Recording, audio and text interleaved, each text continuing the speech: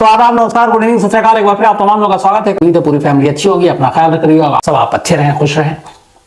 आज की जो कहानी है उस कहानी के बारे में कहा जाता है कि देश में किसी खजाने की सबसे बड़ी चोरी की कहानी है, यह मामला है। एक ऐसी चोरी जिसमें तमाम जांच हुई और अजीब अजीब चीजें सामने आई। बात सितंबर 1980 की है, सितंबर 1980 की है। दिल्ली से कुछ ही दूरी पर रामपुर है। आप सभी जानते हैं, तो रामपुरी चाकू अपने जमाने में बड़ा मशहूर था, हालांकि अब धीरे धीरे वो इंडस्ट्री वहां खत्म होती जा रही है। तो इसी रामपुर में, चूंकि रामपुर को नवाबों का शहर कहा जाता है, तो उसी रामपुर में एक नवाब साहब, जो आखिरी रामपुर के नवाब और उनके अब जो सारे विरासत में जो उनके लोग हैं, उनकी एक कोठी है जिसका नाम है कोठी खास बाग। इसी कोठी खास बाग में कुछ बच्चे खेल रहे थे। खेलते खेलते वो छत पर पहुंच गए और अचानक उन्हें एक चमकती हुई प्लेट नजर आई। एक बच्ची ने उस प्लेट को उठाया, सुनहरे रंग की वो प्लेट। उसे लगा पता नहीं ये क्या है। वो भाग कर आई, उसके बाद अपने घर वालों को दिखाती है। घर वाले उस प्लेट को देखते हैं तो उनकी आंखें चमक उठती हैं। वो पहचान जाते हैं कि ये सोने की प्लेट है। अब चूंकि ये कोठी खास बाग के अंदर से उस बच्ची ने बरामद किया, तो उन्हें लगा कि यह नवाब साहब की ही मिल्कियत है। बच्ची के फादर फॉरन कोठी जाते हैं और जो नवाब साहब के वहां बाकी लोग थे, उस परिवार के रह रहे थे, उनको वो प्लेट देते हैं। कहते हैं ये बच्ची को मिली आपके यहां से। अब जैसे ही नवाब साहब के हाथ में वो प्लेट आती है और वो देखते हैं, देखने के बाद खुश होने की बजाय उनके माथे पर बल पड़ जाता है, वो परेशान हो जाते हैं।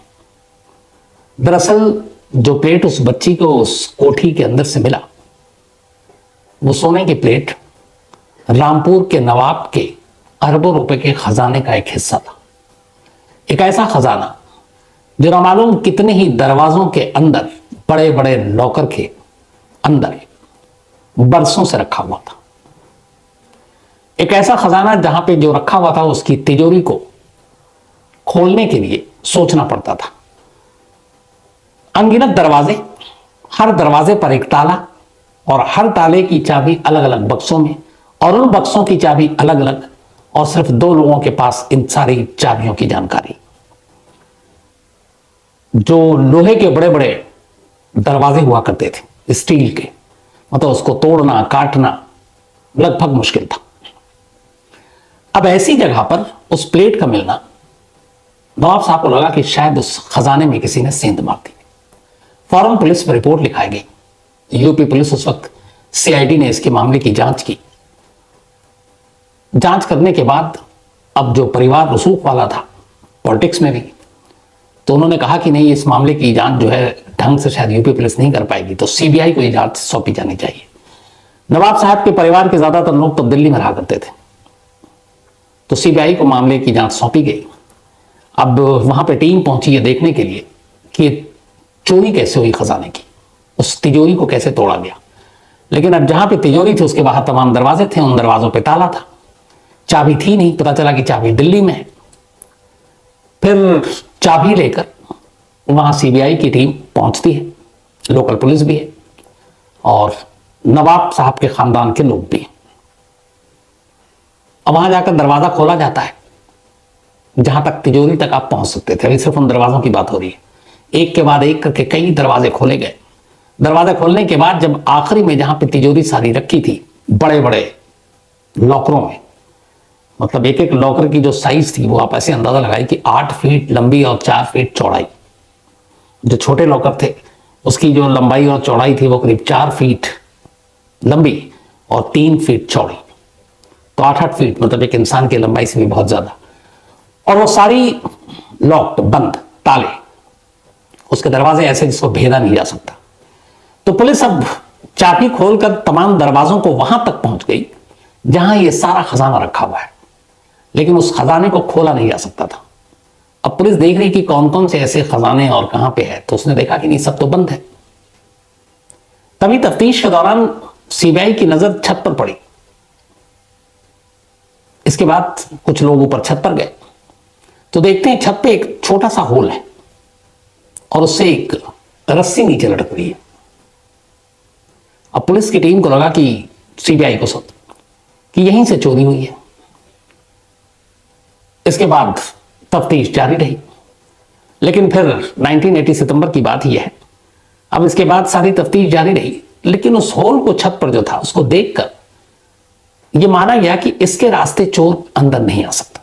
उसकी वजह है कि वो होल इतना छोटा था, वो सुराख, कि आप किसी बड़े आदमी को तो छोड़िए, एक छोटा सा बच्चा भी उस होल के जरिए नीचे नहीं उतर सकता था।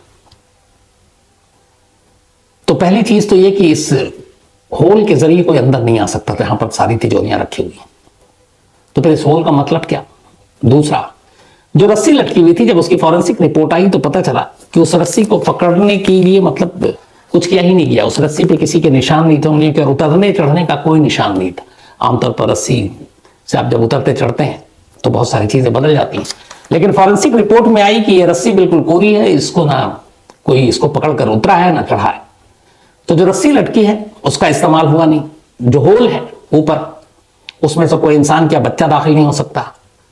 तो फिर ये सोने की प्लेट बाहर कैसे आई? अब सीबीआई इस पे जांच पे लगी रही, तमाम कोशिशें कर ली, कुछ पता नहीं। अब लेकिन यहां यह है कि पूरे रामपुर के इस नवाब खानदान के अंदर अब एक अजीब सी एक दहशत ये हो गई कि जो करोड़ों अरबों रुपए का खजाना बरसों से रखा हुआ है, वो खजाना सही सलामत है भी कि नहीं। अब उस खजाने को खोलने के लिए जो चाबी चाहिए थे, जो तिजोरियां थी सारी, वो गायब हो गई थी, वो थी ही नहीं। और ताले सारे उस जमाने में, जिस 200 साल पहले 1930 में बल्कि इसको बनाया गया था, और 200 साल नहीं, 1930 में, 1930 में, तो उसको अब खोला कैसे जाए? पता चला कि खानदान के लोगों के पास चाबी तो है नहीं। और दूसरा, उस वक्त एक दिक्कत यह भी थी कि तिजोरी को खोल नहीं सकते। उसकी वजह यह थी कि रामपुर के नवाब के अपने ही फैमिली के मेंबर में कानूनी झगड़ा चल रहा था, दावेदारी और हिस्सेदारी को लेकर। और कितनी जो मिल्कियत है, जो जमा पूंजी है, जमीन जायदाद खजाना, उस पर किसका कितना हक होगा, उसको लेकर तो मामला कोर्ट में था। तो जब कोर्ट में है तो आप फिर ये खोल नहीं सकते। दूसरा, चाबी है नहीं तिजोरी का। तीसरा, अंदाजा कैसे लगाएं कि खजाने में कितने चीजें थी।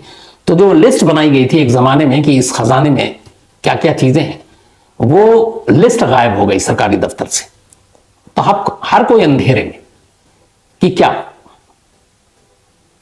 अब सवाल ये कि दावेदार और ये कानूनी लड़ाई सारी चीजें क्यों थी? तो असल में इस सारी चीजों की कहानी शुरू होती है, थोड़ा सा पहले चलते हैं, 1774 में, 1774 में रामपुर रियासत की एक तरह से शुरुआत हुई थी। और इसके पहले नवाब हुआ करते थे फैजुल्ला खान। फैजुल्ला खान से पहले ये पूरा एक रोहिलखंड का इलाका था, रामपुर नहीं था, एक रोहिलखंड का इलाका था। और उस रोहिलखंड के इलाके में रामपुर भी पड़ता था। तो पूरा ये इलाका जो है रोहिल्ला सरदारों के अधीन हुआ करता था। और रोहिल्ला सरदारों के अधीन रहते रहते ये चला रहा था। तभी 1773 में अवध के नवाब ने, उस वक्त ईस्ट इंडिया जो कंपनी आई, जिन्होंने बाद पर हम पर हुकूमत की अंग्रेजों ने, तो उनके साथ मिलकर रोहिलखंड पर हमला कर दिया। और इसके बाद ये पूरा जो रामपुर और ये पूरा इलाका है, अब ये रोहिल जो सरदार थे रोहिल के, उन सबसे ये वापस छीन लिया गया। सिर्फ एक सरदार बचा था रोहिलखंड का, और उसका नाम था फैजुल्ला खान। फैजुल्ला खान जब बचा तो फैजुल्ला खान ने एक समझौता कर लिया। उसने कहा ठीक है, उसने कहा कि मुझे 4 गांव के बराबर एक जमीन दे दो। 4 गांव के बराबर फैजुल्ला खान को जमीन दे दी गई। और इन 4 गांव की जमीन को मिलाकर उसने एक नई रियासत बनाई और उसका नाम रखा रामपुर।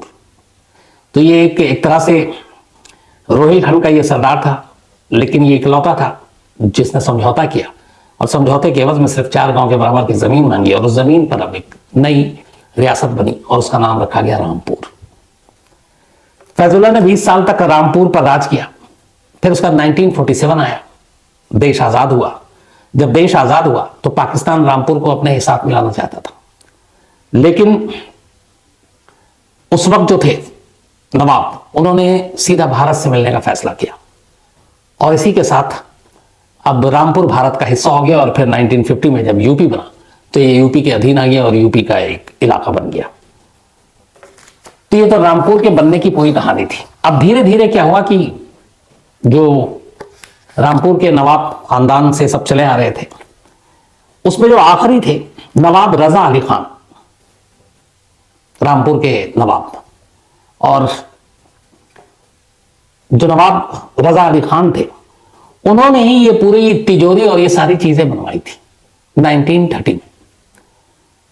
बाद में नवाब रजा अली खान की मौत हो गई और उनके जो है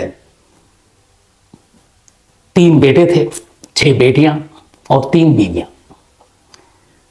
इसके बाद जब वो उनकी मौत हो गई तो 1966 में नवाब मुर्तजा अली खान को फिर सरकार ने उनका उत्तराधिकारी बना दिया, जो उस वक्त एक तरह से नवाबियत या फिर राजवंश में ये सिलसिला चला रहा था कि जो सबसे बड़ा बेटा होता है उसी को आप उसका उत्तराधिकारी बनाते हैं।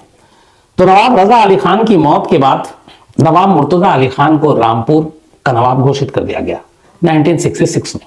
लेकिन जो बाकी भाई थे उन्होंने इसका विरोध किया, और अब विरोध सिर्फ ये नहीं था कि वो नवाब घोषित किया गया, बल्कि पूरा इतना बड़ा जो वहां पे कोठी है, ये खजाना है, ये सारी चीजें पे, चूंकि अब वो नवाब बन गए तो सारा उनका हक है, लेकिन बाकी भाई बहनों ने कहा कि नहीं, इस पे हमारा भी हक होना चाहिए। तो चले गए रामपुर में पहले सबसे कोर्ट, डिस्ट्रिक्ट कोर्ट कि बराबर बराबर सब में बंटवा रहा हूं। डिस्ट्रिक्ट कोर्ट का फिर फैसला आया, फिर हाई कोर्ट में गया, फिर सुप्रीम कोर्ट में गया। जब सुप्रीम कोर्ट में यह मामला गया तो सुप्रीम कोर्ट ने आखिरकार एक फैसला सुनाया, और सुप्रीम कोर्ट का फैसला यह था कि रामपुर के इस नवाब की पूरी विरासत और ये पूरी दौलत और खजाना, इसमें सिर्फ एक शख्स का अधिकार नहीं होगा, यानी कि नवाब मुर्तजा अली खान का नहीं होगा, बल्कि सभी भाई बहनों में ये बटेगा। अब जब उसका लिस्ट निकाली गई तो बहुत सारे लोगों की मौत हो गई, लेकिन जो बहन थे, भाई थे, उनके बच्चे हैं, उनकी पत्नी है, तो इस तरीके से करते करते 16 लोगों की, फिर बहुत सारे और भी बीच में दावेदार है, लेकिन उन सबको हटाया गया। आखिर में यह हुआ कि रामपुर के नवाब की जो पूरी मिल्कियत है, जो दौलत है, जो खजाना है, 16 लोगों में बटेगा, और यह शरीयत के हिसाब से बटेगा। मतलब जो पुराने जमाने में रजवाड़े और नवाब के दौर में आता था कि ऐसे से ऐसे नहीं, तो शरीयत यानी इस्लामी कानून के हिसाब से इन लोगों में बटेगा। अब यह फैसला आ गया, कहा गया कि आप सभी को मानना है, सुप्रीम कोर्ट का फैसला था, सभी मान गए, इसलिए कि जो 16 लोगों में बंटना था, यह अरबों की दौलत थी, अरबों का खजाना, और सबसे ज्यादा सबकी नजर थी उस तिजोरी पर जो इस कोठी के अंदर बना हुआ था, और जिसमें 1980 में चोरी हुई थी सितंबर में। उस वक्त तिजोरी खोला नहीं गया, तो क्योंकि चाबी वाबी थी नहीं। अब सुप्रीम कोर्ट का फैसला है, अब बहुत सारे वहां पे इनकी अपनी सारी चीजें हैं, जमीन जायदाद, कोठियां, एक प्राइवेट अपना रामपुर में रेलवे स्टेशन है नवाब साहब का। तो ये सारी चीजों की लिस्टिंग हुई, सुप्रीम कोर्ट का फैसला आया, 16 लोगों में ये सारी चीजें बटेंगी, हर एक का हिस्सा भी तय किया गया, कौन कौन कितना हिस्सा। तो जो बाकी सारी प्रॉपर्टी और सारी विरासत थी वो तो सबकी नजरों के सामने थी, बस एक चीज छुपी हुई थी, और वो था इस कोठी के बीचों बीच एक ऐसी तिजोरी जो बरसों से नहीं खुली, एक ऐसी तिजोरी जिसकी चाबी गायब है, एक ऐसी तिजोरी जिसके अंदर क्या है वो लिस्ट गायब है जब तिजोरी बन की गई थी उस वक्त।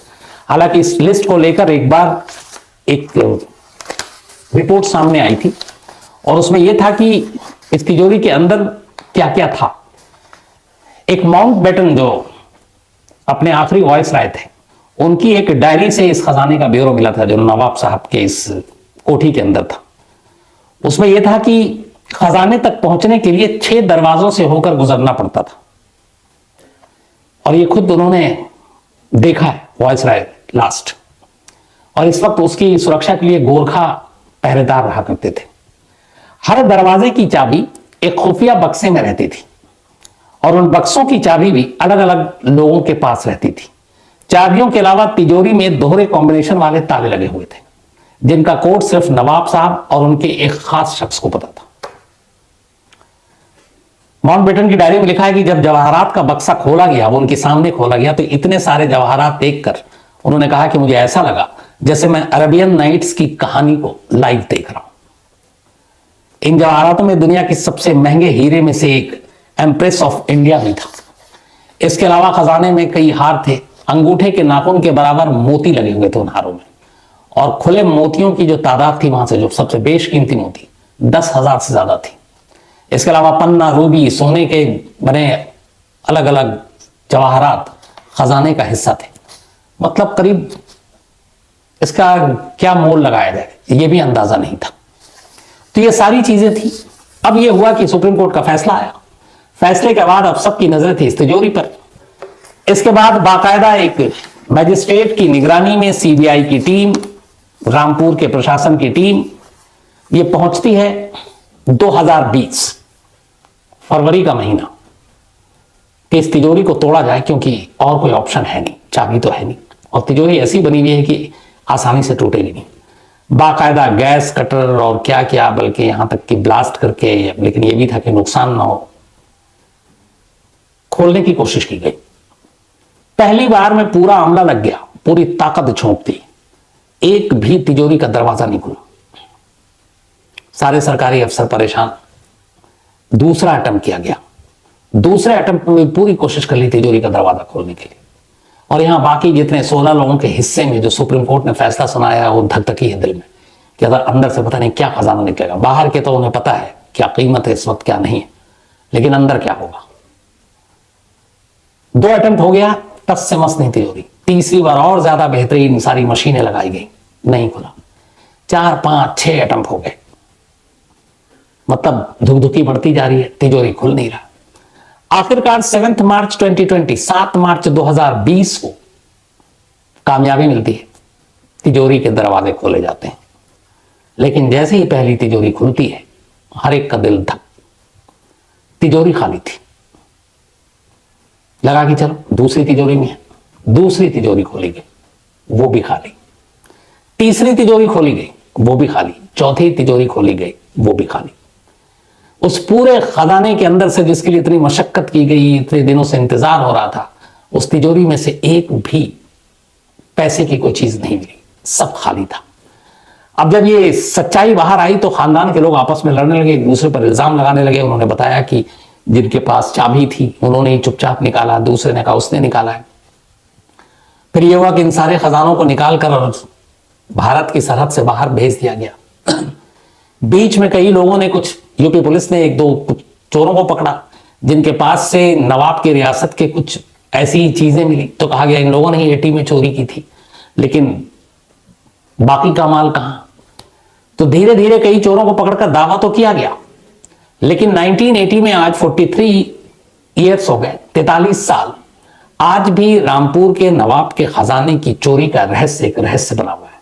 वो जो अरबों रुपए की तमाम जवाहरात, तमाम चीजें, वो सारी चीजें गायब। और सबसे हैरानी की बात यह है कि इसी तिजोरी में एक नवाब साहब की खास कुर्सी रखी हुई थी, बड़ी बेशकीमती कुर्सी थी वो। और कहते हैं कि उस कुर्सी की खासियत यह थी कि जहां आप कुर्सी में बैठते हैं वहां पे होल था, छेद था। नवाब साहब जब अपने दरबार में बैठते हैं, इनकी इसको लेकर बड़ा किस्सा है। तो उनका कहना था कि अगर दरबार लगी हुई है, लोग बैठे हुए हैं, काम चल रहा है, तो फिर आपको वॉशरूम जाने के लिए भी नहीं सोचना चाहिए। तो उन्होंने कुर्सी जो बनाई थी खास, वो इसीलिए, और उसके बीच में एक होल कि अगर उन्हें वॉशरूम की जरूरत पड़े तो वो वहीं पे बैठकर कुर्सी पे ही कर दें। वो कुर्सी भी गायब थी उस खजाने से। बाद में तमाम चीजों का कानून और अदालत के हिसाब से सबके हिस्से में बंटवारा हुआ, लेकिन एक खलिश, एक अफसोस आज भी है पूरे नवाब खानदान के जितने भी वारिस हैं कि जिस खजाने की उम्मीद में वो तमाम लोग इतने लंबे वक्त से लड़ रहे थे, वो खजाना गया कहां। जिस खजाने तक पहुंचने के लिए, उनके दरवाजों और तिजोरियों को तोड़ने के लिए सीबीआई और बेहतरीन जो एक्सपर्ट्स टीम को 7 अटेम्प्ट करने पड़े, तब जाकर कहीं खुला। उसको आखिर कैसे कोई इतनी आसानी से चुरा कर ले जा सकता है। तो आखिर में बात यही आती है कि इसमें कोई ना कोई भेदिया है, कोई अंदर का ही है, जिसके पास ये चाबी भी थी, जिसके पास वो तिजोरी भी थी, जिसके पास वक्त भी था, और जिसको लेकर किसी पर शक भी नहीं हो सकता था। तो ये काम किसी अंदर के ही आदमी का काम है। बाहर के शख्स का इतने दरवाजों को पार कर तिजोरी तक पहुंचना और उसे चुराना लगभग असंभव था। तो ये काम किसी अंदर के ही लोग का है, लेकिन किसका, सीबीआई ने इस केस को आज तक नहीं सुलझा पाई। जिसके पास खजाना होगा, सोचिए उसके कितनी ऐश होंगे। तो ये थी कहानी रामपुर के उस खजाने की चोरी की।